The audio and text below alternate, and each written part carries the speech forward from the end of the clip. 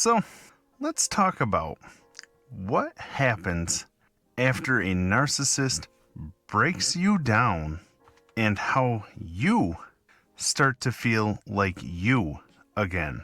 Because being cheated on, yeah, that'll mess you up.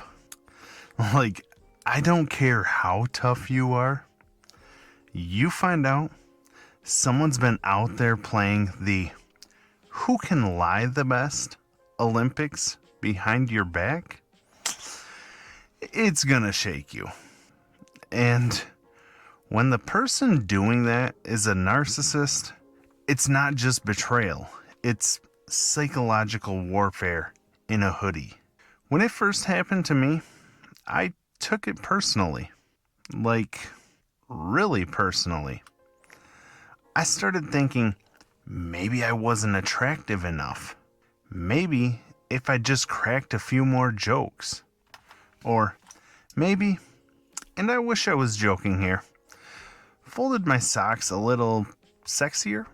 I remember one night, laying in bed, staring at the ceiling, like, was it the way I did the laundry? Did my mediocre towel folding push her into someone else's arms? That's how wild your brain gets when betrayal comes knocking. You start questioning everything. And while my brain was spiraling, so was my grocery bill. Thanks to my new therapy combo, snacks and denial. There were nights I was basically meal prepping pain. Like, cool. Tonight's dinner is regret over rice, with the side of, why didn't I see it sooner? Spoiler alert, I also served leftovers the next day, because apparently heartbreak doesn't care about portion control. But somewhere in all that mess, I realized something. Something I really didn't want to admit at first. It wasn't about me. Her cheating didn't mean I wasn't enough. It meant she wasn't enough for herself, for honesty, for the version of life where you treat people like they matter. She didn't lie because I failed. She lied because lying was easier than facing who she was.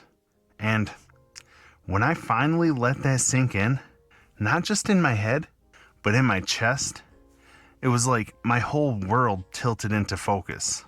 Now, if you're in the thick of it right now, if you're still healing from a narcissist or trying to make sense of a toxic relationship, you're probably doing what I did, trying to solve the emotional version of a murder mystery.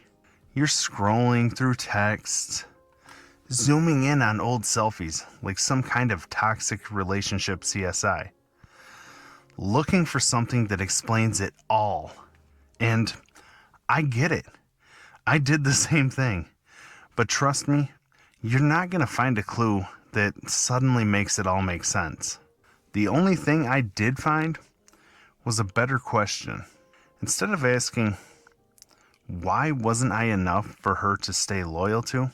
I started asking, why was I okay being treated like this? And that question, that was the game changer. Because that's where I found me again. I didn't stay because I was weak. I stayed because I believed in her.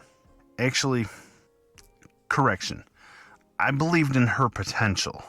You know, that shiny version of her that only existed in the highlight reel in my head. The version that showed up just long enough to remind me of who she could be, right before she ghosted me emotionally for the third time that week. And yeah, it sucks to admit that. It sucks to realize I was more committed to an idea than to the reality right in front of me. But that realization, that's the one that set me free. Here's the truth no one really wants to say out loud.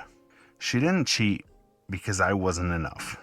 She cheated because she wasn't capable of showing up for herself, let alone for anyone else. She had a hole in her the size of Texas, and no amount of love, attention, or loyalty was going to fill it. And fixing that, not my job. Never was. And if you're watching this and thinking about your narcissistic ex, guess what? It wasn't your job either. Now, look, if you're still carrying the blame, still thinking, maybe if I just did this differently, I want to tell you something real quick. There's a difference between learning from a situation and blaming yourself for someone else's damage. You can hold yourself accountable without carrying a backpack full of shame that doesn't belong to you, because that's the part that keeps people stuck, thinking they need to suffer in order to heal. Nah. What you need is perspective. You need a better lens. That's what reframing is. It's not pretending it didn't hurt. It's not toxic positivity.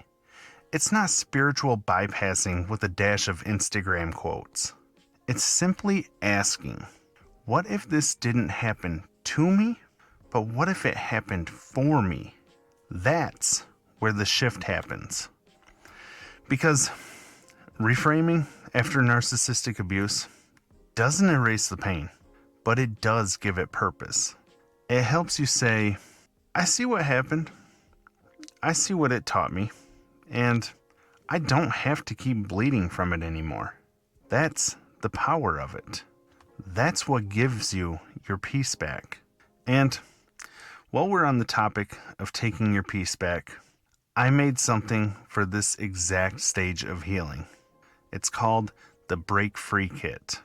It's free. It's in the description. It's got the exact tools I used to rebuild my confidence, shift my mindset, and stop letting that old version of me run the show. It's for the version of you that's been through narcissistic abuse and is finally ready to stop surviving and start truly living again. Because you're not broken, you're not unlovable, you're not weak. You just went through something that cracked you open. And now it's time to grow from it. Here's the reframe I live by now. That chapter wasn't a failure. It was a filter. It filtered out who wasn't meant to go with me into the next part of my life. And when you start to see it that way, you stop feeling behind. You stop feeling like you lost, because you didn't lose. You learned. And now you get to decide what you do with that lesson. So, if you're sitting there wondering if it's even possible to move on, if you'll ever feel like yourself again, let me just say, you won't feel like your old self again. You'll feel better. You'll feel clearer, stronger, more grounded, and weirdly grateful that life showed you what you never want to go back to. That's what reframing after narcissistic abuse gives you. Not just peace with the past, but excitement for the future. And that's what I want for you.